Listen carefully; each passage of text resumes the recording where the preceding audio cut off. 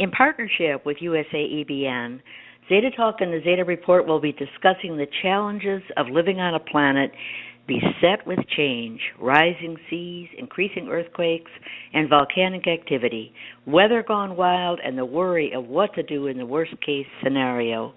We will also inject Zeta Talk prophecy on what is coming next and advice on readiness plans and safe locations. Whenever Zeta Talk is quoted, please remember that prophecy is not fact. It is opinion. It only becomes fact when it happens. The Zetas are remarkably accurate, but have been wrong on occasion. Bear that in mind.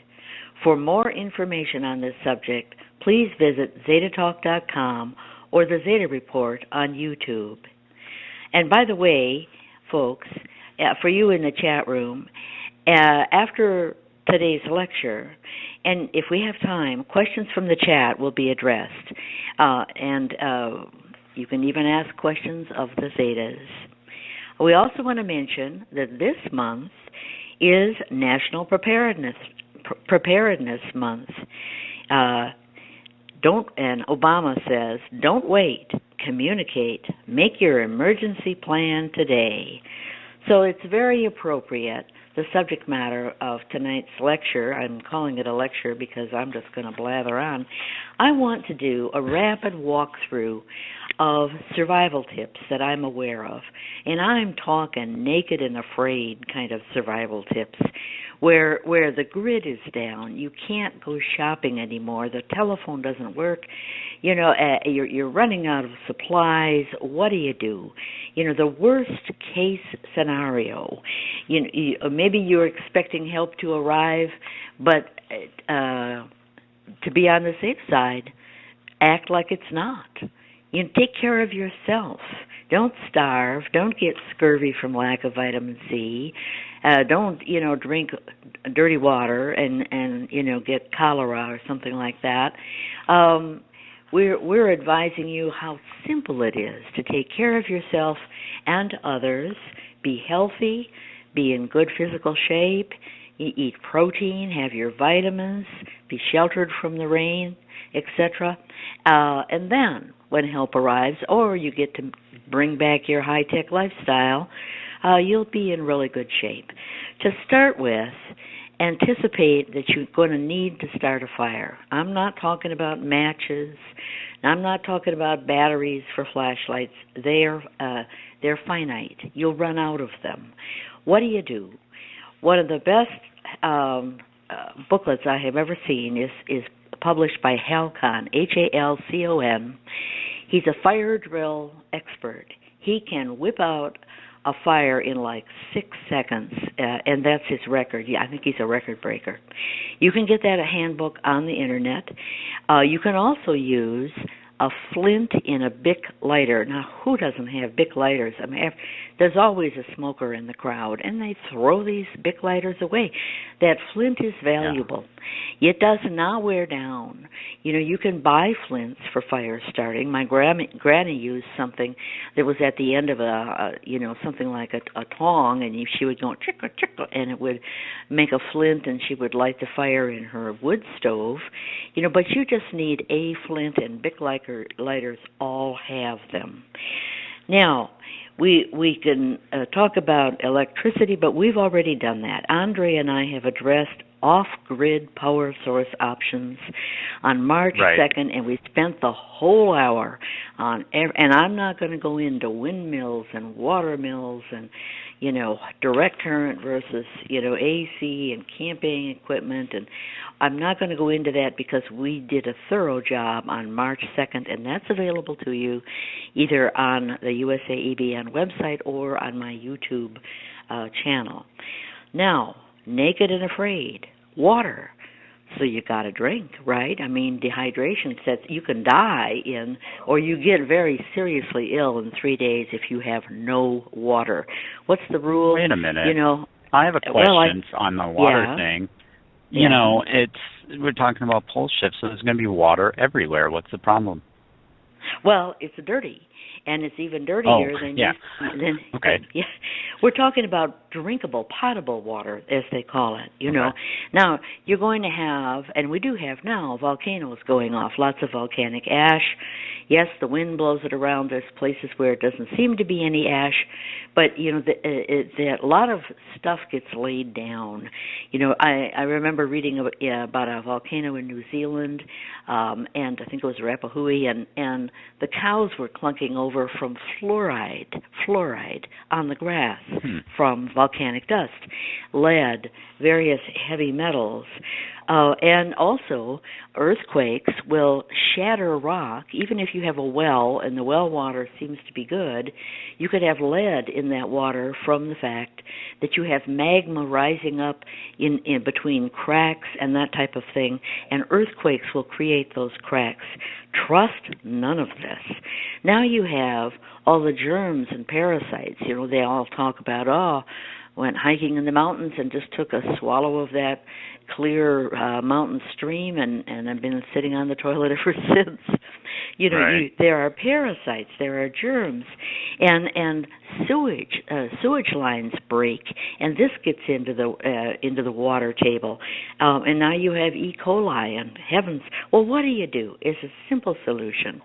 From the start of Zeta Talk, the Zetas have said, distill your water. And people say, oh, that's so much trouble. It just is not. If you can start a fire, you can get a pot boiling. And if you can start a pot boiling, you can have a cool pan up above it, that where it condenses and drips into your drinking glass, and it's a process. If you can't start a fire, you can use passive solar, like heat. There's ways to distill seawater this way. You have the sun heats the seawater, and there's like a bowl overhead. It can be a clear plastic bowl, or and the seawater that evaporates hits that bowl and slides along the edges and drips into something that captures drinking water. At least the water that you drink and use in your cooking should be distilled. This gets rid of parasites, germs, heavy metals. It's the whole schmear. Okay, you can also, by the way, harvest the fog, and some people do that in like desert areas where there's very little water, but there's a fog coming off the ocean. They put up like a sheet, and it's at an angle, and the fog hits that, and as it condenses, it drops down and drips off the edge of the sheet. There you are. And this is also clean water. Okay, protein, naked and afraid. You have nothing to eat. You can chew on bark and all that. Calories are easier to come by than protein, and we all need protein, or we start. So, especially growing young children, little toddlers and the like, babies, they need protein, or they don't grow their brains, and they can grow up to be semi-retarded from not having enough protein in those early years. Well, I'm here with good news. Bugs are high protein and high fat. Many cultures consider this a delicacy and eat worms and bugs and grubs and scorpions and grasshoppers, and they sell it in the marketplace. We're talking primarily, I think, Asian cultures and the like, African, but this is a staple, and all over, even in the South Seas, etc. Raising bugs is a better use of foodstuffs like corn or wheat or anything you might happen to have than cattle. Cattle are very expensive. You feed them a lot of food.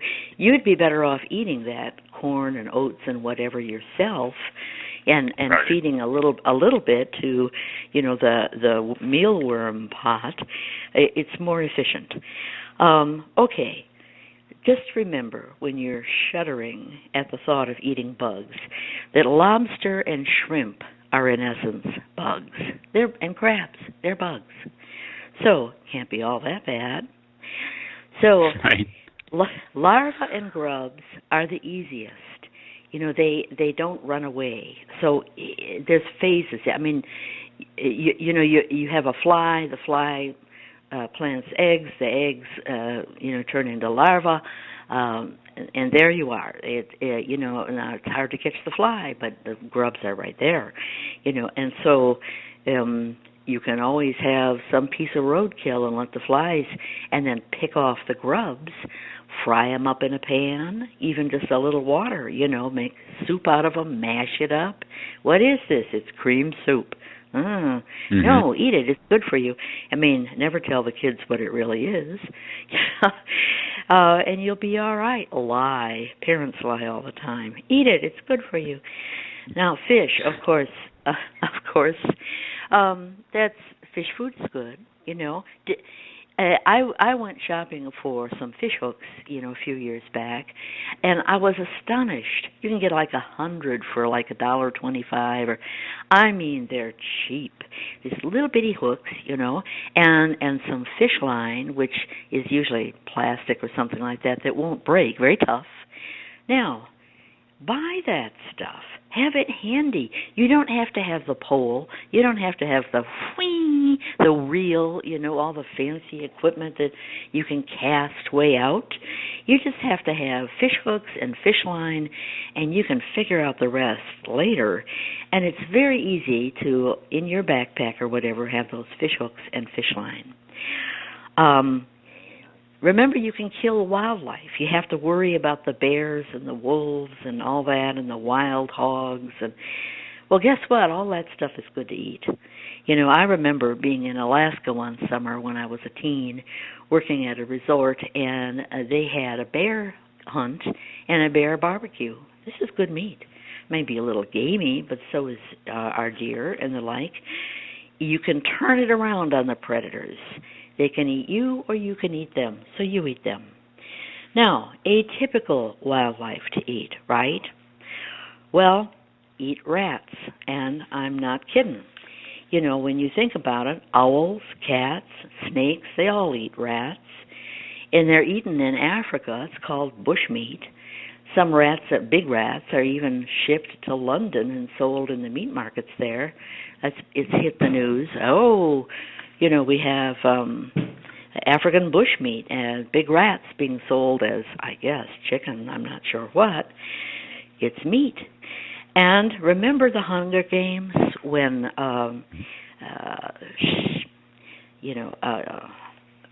Katniss?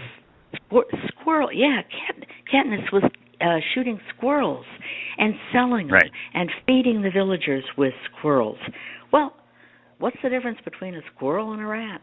They're both rodents. Yeah.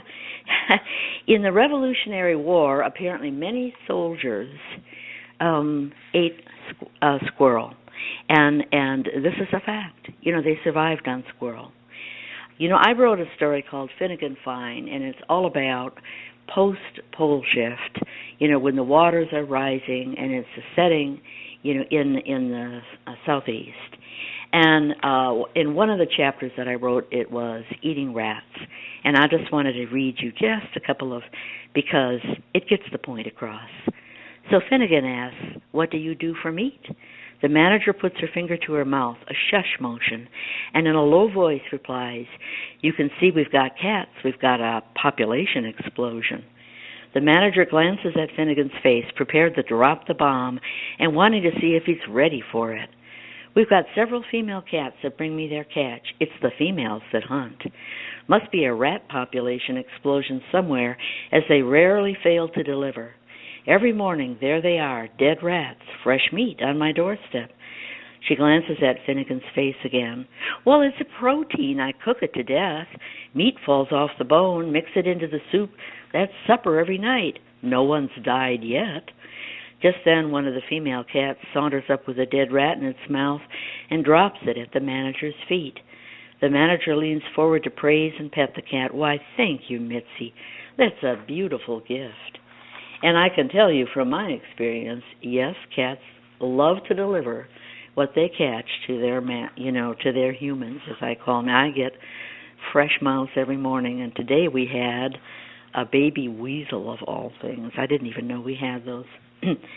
Okay, naked and afraid. That was today you got a baby weasel? Yes.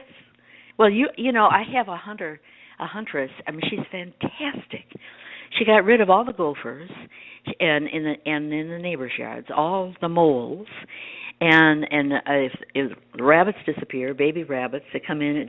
She brings them in and disembowels them at my feet, and then to say nothing of mice. Once there was a rat, I think it was a sewer rat, and they don't get. She doesn't get squirrels, but she's getting older now, So today we had for the first time a baby weasel. We had to look it up on the internet, Google it, because I said, "What is that? Is that a chipmunk?" And my son said, "The neck is too long. It looks like a ferret." And that's what it was, a white tummy, baby weasel. So we live along the river here, so who knows?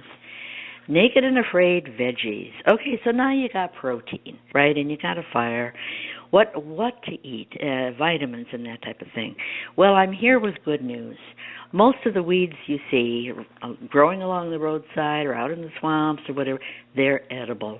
They might be a little bitter. Some are not. Some are delicious.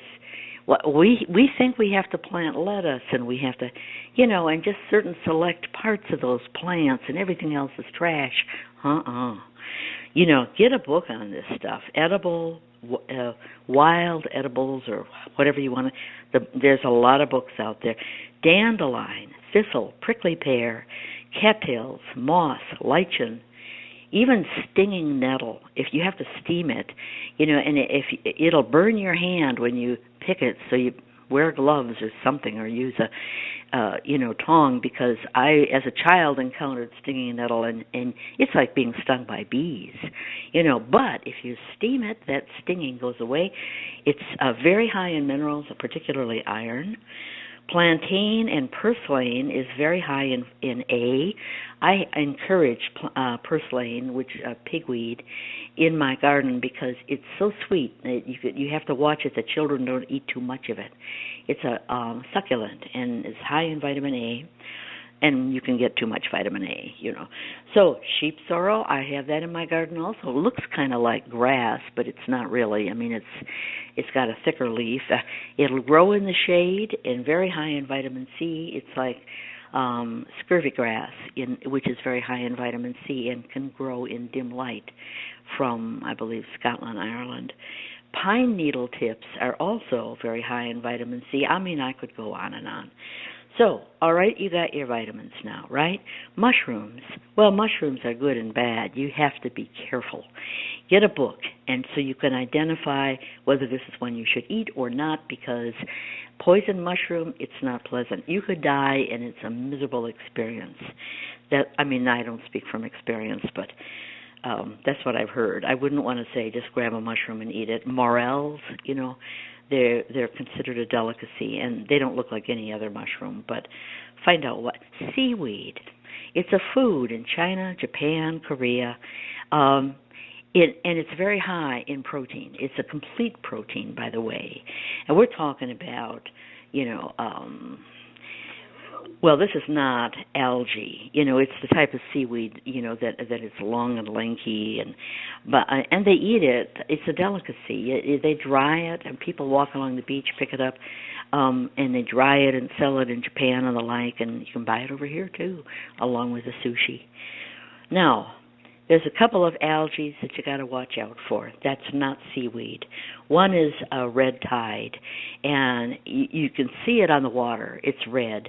It poisons fish. It's out there with all the belly-up fish, and you would want to stay away from that, for heaven's sakes. Don't harvest and eat the red tide. There's also a green algae, which is not poisonous, but it attracts a particular anaerobic bacteria, cyanobacteria, and that will create, it is a poison. And recently in Lake Erie, they had a problem with the green algae on the Lake Erie, and it was wafting up against the cities along the southern coast of Lake Erie. And people were told, don't drink the water, you got to get bottled water because of this bacteria that had been flourishing out there with the green algae, the green scum. Now that is not the same as duckweed. Duckweed is obviously different. and all you have to do is go take a look at a picture. It's little tiny plants, and it's what are they? About the size of a dime, the little leaves, and it's very high in protein. It's considered 45% protein versus soy, which is 36% protein. Grows very rapidly, cleans water, like sewage water or water that has a lot of nitrogen and that kind of thing in it, that would normally encourage algae or whatever.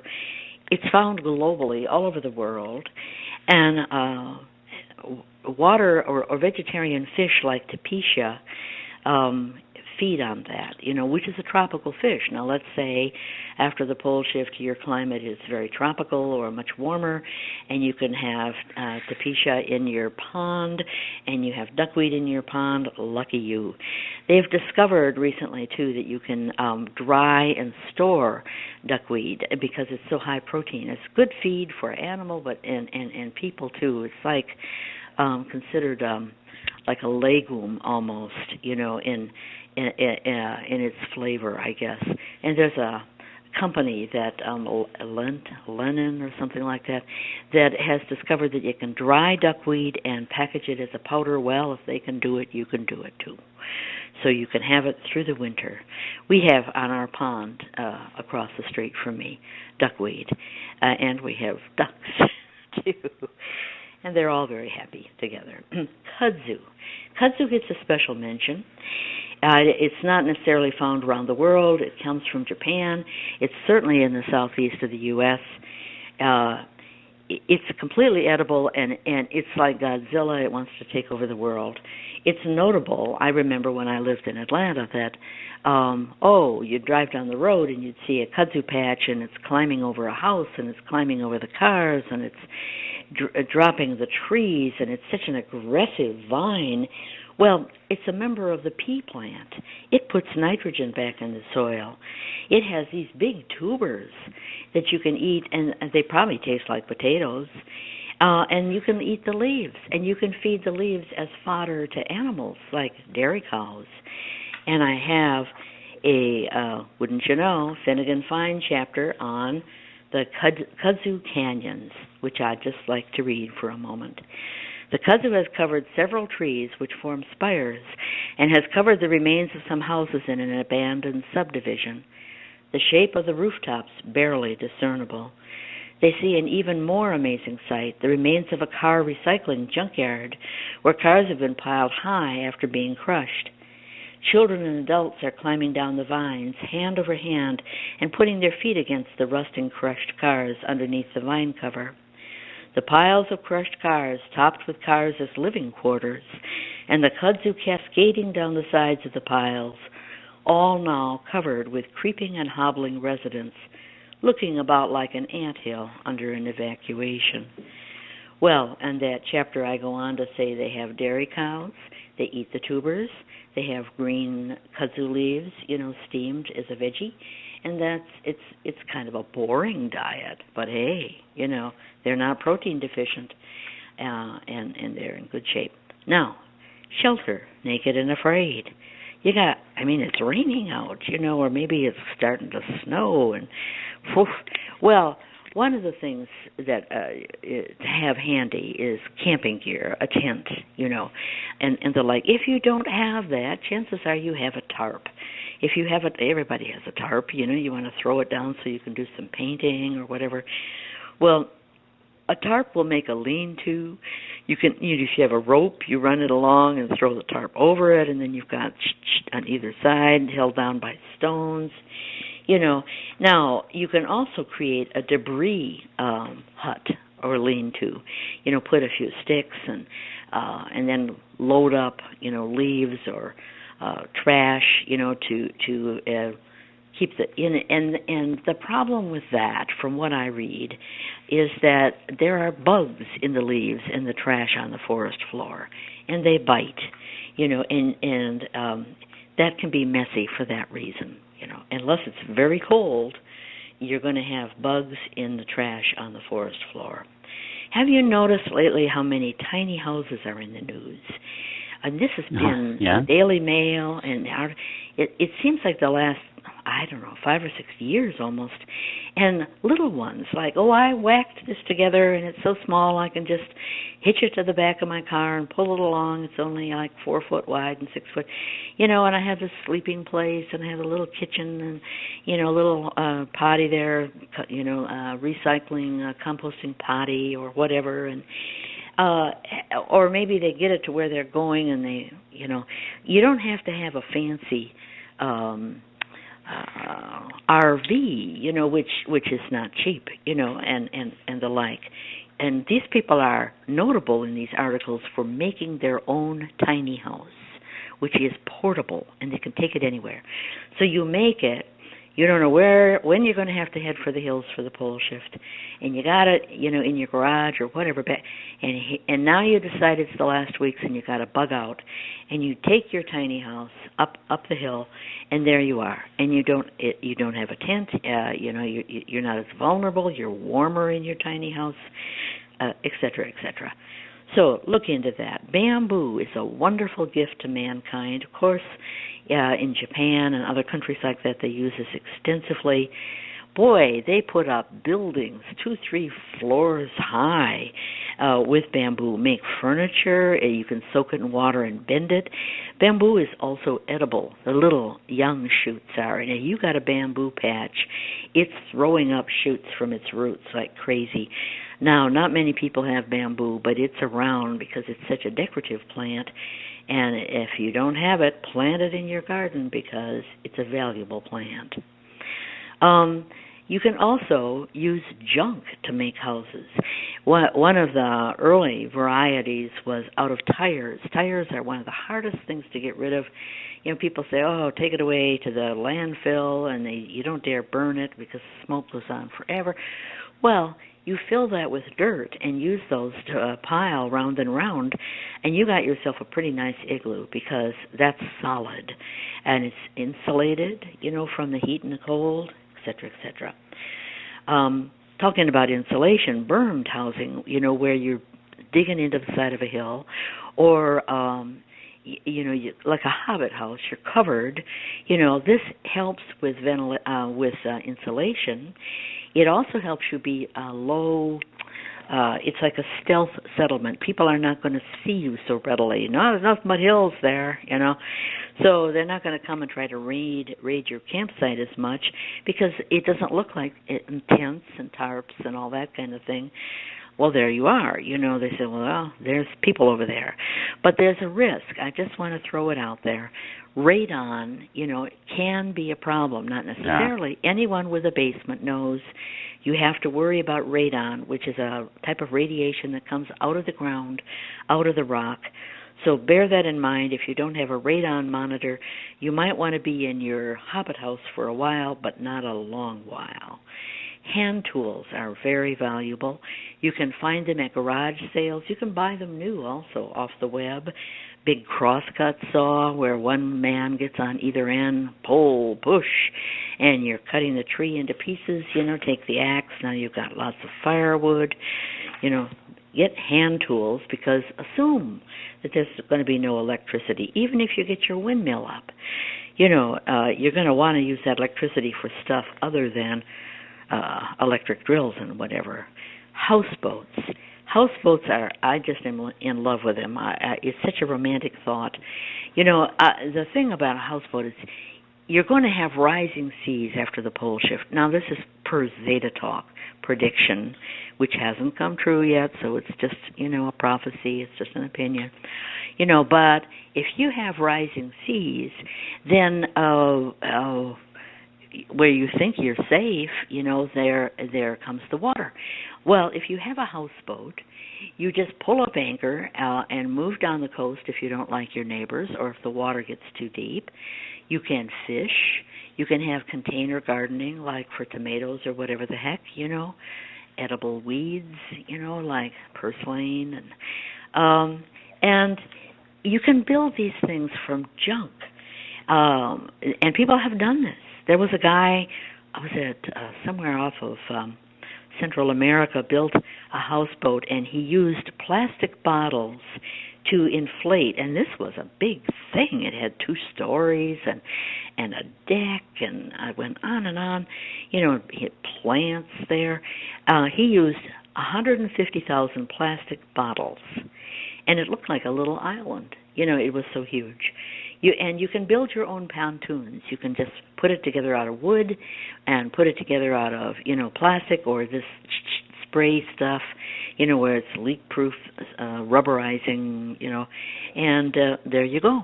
And, of course, a lot of wood will float, too, as we know that rafts and the like are made, and but you can build your own pontoons. And houseboats can be built of trash, and there's some very innovative examples on the web. So, of course, I have a little from Finnegan Fine, because Finnegan was a drunk, who finally got off the booze, as he went around saving people. But to start with, he had a houseboat, and he was a trader.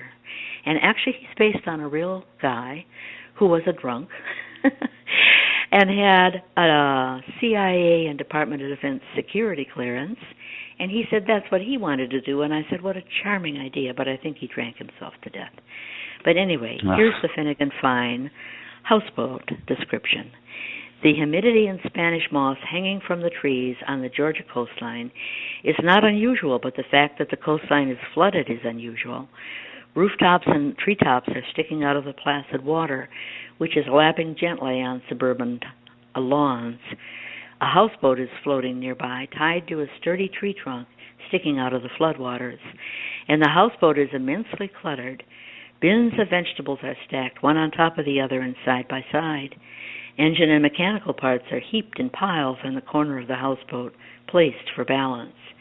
There are pegs everywhere that a peg can be placed, where loops of fishing line, wire, and rope are hung. Boxes are stacked, smaller boxes on top of larger ones.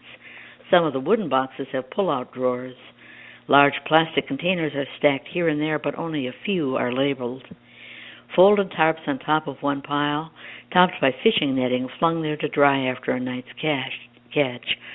Poles have been placed on the 4 corners of the houseboat, and lines are strung from these poles to the single-story house in the center. On one, some fresh fish, gutted and headless, are hung by the tail.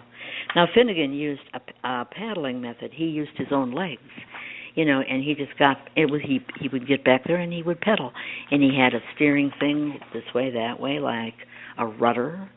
And he would go up and down the rivers and meet people and trade. I got this, you need that type of thing. And, of course, we encountered all the post-pole shift scenarios.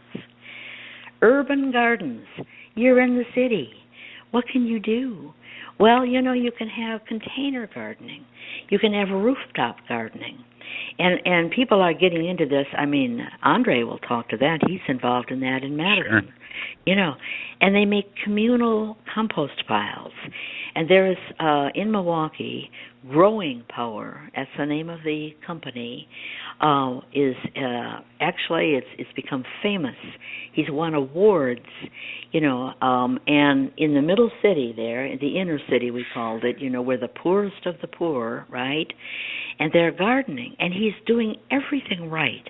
He brings in some soil to start, but they actually take their green compost and they with the earthworms, and they're making soil, and the earthworms make nitrogen that the plants can get, so this whole thing is like their own fertilizer. They don't have to pay for it, and they're selling this produce, and it's like, there you go.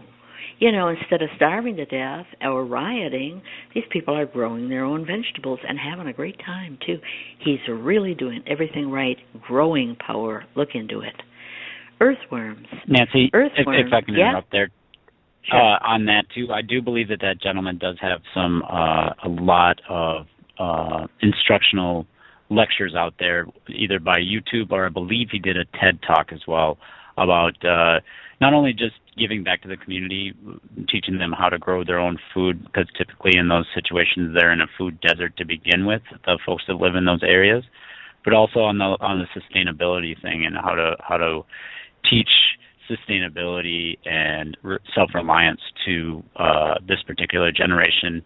He has a really cool take on that. And the other thing I wanted to say, too, is if you want to look in and how to do this locally, you can do what I did and find a local community garden.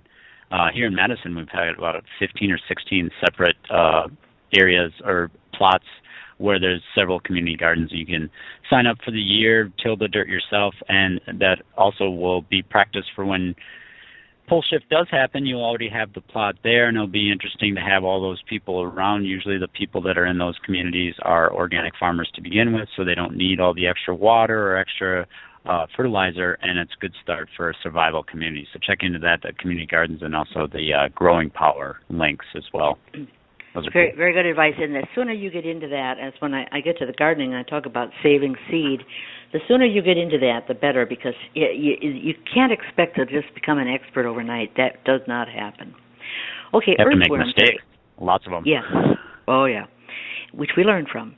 Earthworms are 82% protein. Their essential oil is omega-3, which is like fish oil, which is good for thinning the blood and no heart attack.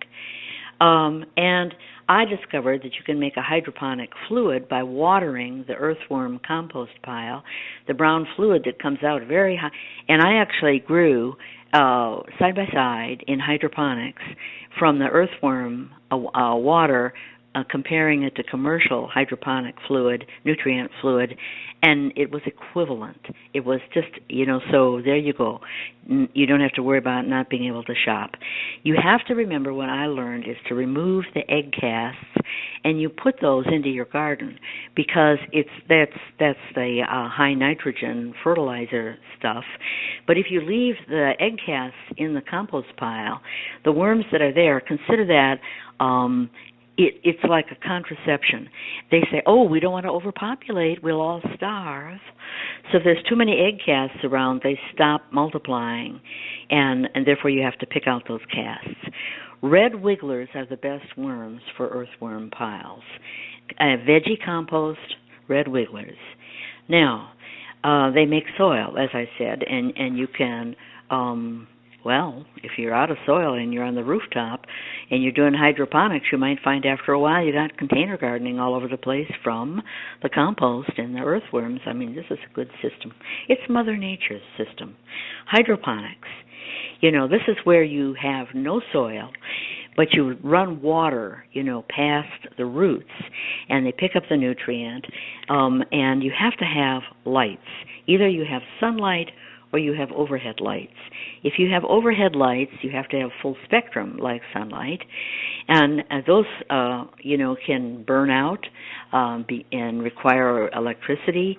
But if you do have electricity, like say you got a windmill up and you have direct current from the windmill, and you have no light bulbs. Oh yes, you do. You can run carbon arc lamps, and it's as bright as day, full spectrum. Listen to that March 2nd USA EBN show that Andrea and I did all about carbon arc. So if you have hydroponics, you're reusing the water. You're wrapping it around and around and around. You just keep adding nutrient solution to it. If you don't have an electrical pump and the like, you can use it, do it manually. The water flows into a pail. A couple times a day, you lift that pail up, you drain the water past the roots, you put the pail down, it drains back into the pail, and there are diagrams for all of that. Now, you can do this on your rooftop if you're in the city, or if you need to protect your gardens from wildlife. As anyone who's been out in the country knows, here come the deer, here come the rabbits, there goes your garden, And the coons love the corn, and you have to have fences, and even at that, the deer go right over the fence like you wouldn't believe. If you want to protect from wildlife, that's one way to do it. You can have indoor gardening or rooftop gardening, and it can be hydroponic. Now, the main thing about gardening is you have to learn to save seed. Today you go and you buy the seed, you say, I'm all set, I got my seed pack. Oh, no. You're going to use those seeds, and then you're not going to have any, and you're going to say, I didn't know what to do, and I threw away the right thing, or I didn't do it, moldered, or something went wrong. Okay. Most seed, it comes from letting the plant go very dry, like corn, beans, okra, mustard, radish, dill, parsley, spinach. You make sure it's dry, and you let it dry on the plant. This is what they do. The farmers do with corn. They let it dry completely before they harvest it. And then it doesn't molder away. And when they're storing it. So, by the way, spinach is sexual, meaning it has male and female plants. So don't be surprised if some of your plants have seed and some don't, because that's why. And you can eat the male after the pollination, like a lot of in nature. After Daddy does his part, he gets eaten, right? So right. Yeah, it's unfortunate, but it's yes, smart. Yes. The bugs do that. Oh, praying mantis. Yeah. Come here. And now I need a snack. Crunch. So some seed needs to be moldered from from a tomato. If you don't put it in a dish and let white mold form on that and then rinse it off, it won't germinate. And because it thinks it's still in the tomato, the slime, even though it dries, it gives a clue to the tomato seed that it's still in the tomato, and then why would it germinate? It's supposed to wait until it gets into the soil.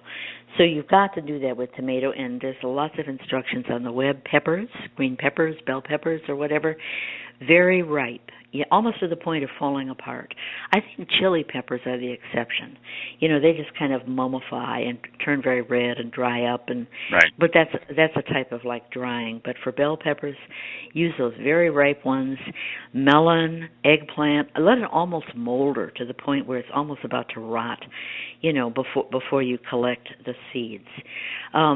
Now, in some cases, you have to run around and collect the seed, or it flies away, or drops away and disappears. Lettuce is one. I find that it gets it's like a dandelion, where it wants to fly away, the seed. And I would come home from work, and I would go out there and pick my lettuce seed every night, when it had the little fly away things, so it wouldn't fly away, and I would have it. Amaranth is a wonderful plant. Oh, it's totally edible, very high in lysine, and my understanding is that the seeds in those big seed heads ripen over time, not all at once, and then they drop. So what you're supposed to do is go out there with a bag or something like that and shake the head, and collect the seeds like daily or something like that. It's a little time consuming, but then and it lasts forever. Amaranth seed is a very long-lived seed, a real boon because of the lysine. Now, some plants will cross, like squash will. If you have different versions of squash, acorn, winter squash, and this and that, they cross-pollinate, and then you get some mutant, and you're not sure what you've got, and it may not taste good, it may not work right, it may not grow right. Just grow one kind of squash at a time. And carrot will also cross with Queen Anne's lace, which I'm going to touch on later, because it's a terrific weed that you will want in the vicinity for its contraceptive qualities. But just remember, carrot and Queen Anne's lace will cross. Some plants are biennial, meaning that they take 2 years to grow, like cabbage or onions. So the first year you grow out from seed, and then it winters over, and then the next year it throws up the seed heads. So you either have a root cellar, or you cover over, with some light dirt or something, or a sheet for frost. In really cold climates, you have to have a root cellar for biennials. Although I have leeks, and we get really bitter winters here. My leeks come up every year, and they are biennial, and it's become a permanent garden and they also grow little bulbs, and so it's not a hard and fast rule that if you have bitter winters, you can't have biennials survive. They do. So potatoes, as almost anyone knows, they have a bag of potatoes, and it's kind of humid and warm. Whoops, they got those little sprout things coming out. That's how you propagate potatoes. You cannot get seed from a potato plant. It may look like it's trying to, but it doesn't work. And it's been, I think, cultivated too long. Another plant that's been cultivated too long is garlic.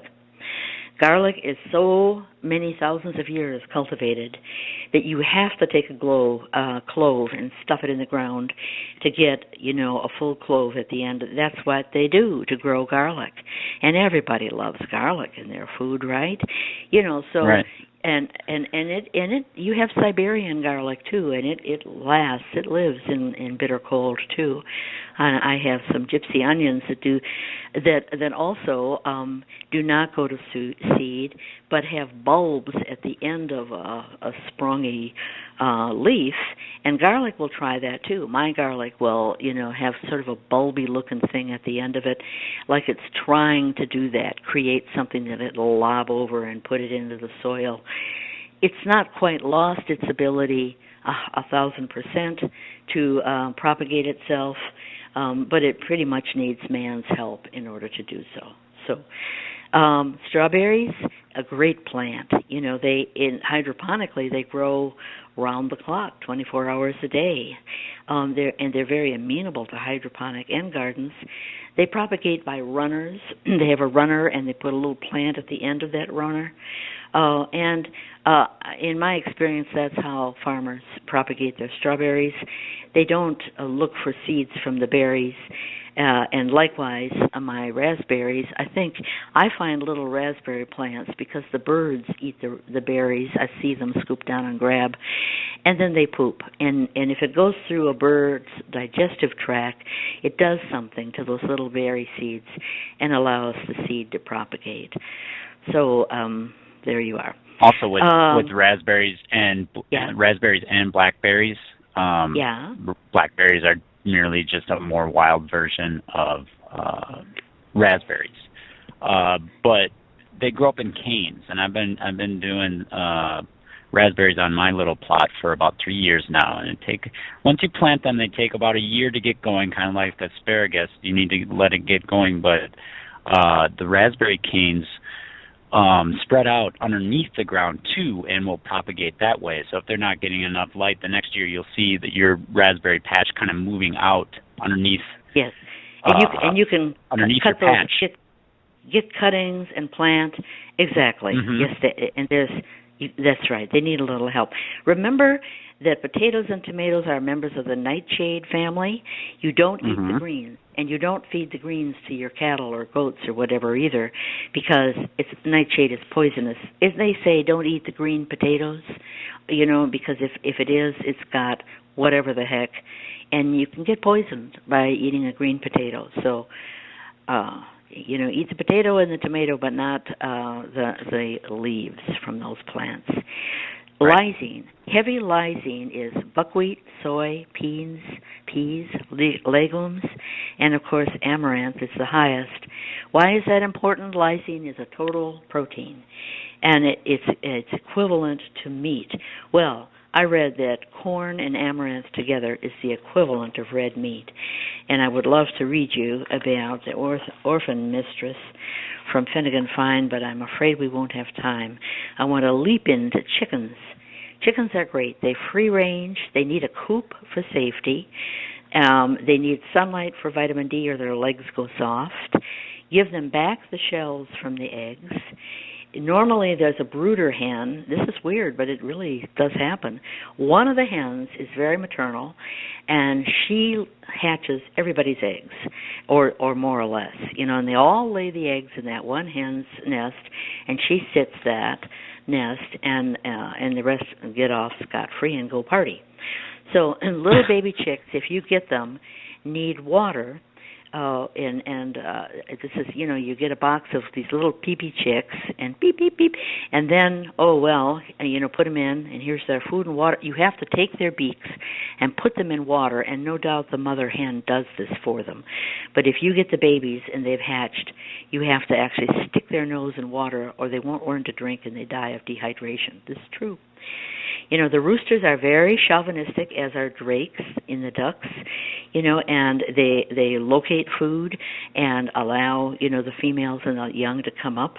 It's wonderful to watch. And roosters are very protective.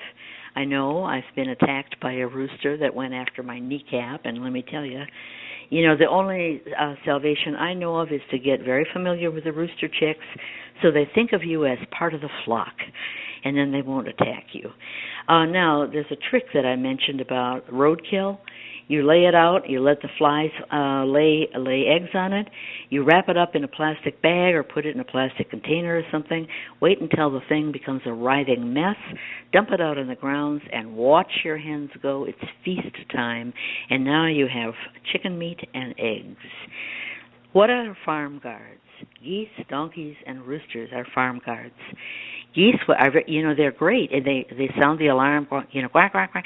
Somebody's coming. They attack, and this is no small thing. I've heard from people who have geese that their visitors call on a cell phone and say, "Well, I'd love to get out of my car and come into your house, but I can't.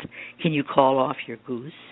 Really? Yeah. And donkeys seem to have an instinctive hatred of like cougars. They will attack if you mix them in with your sheep, or goats or whatever.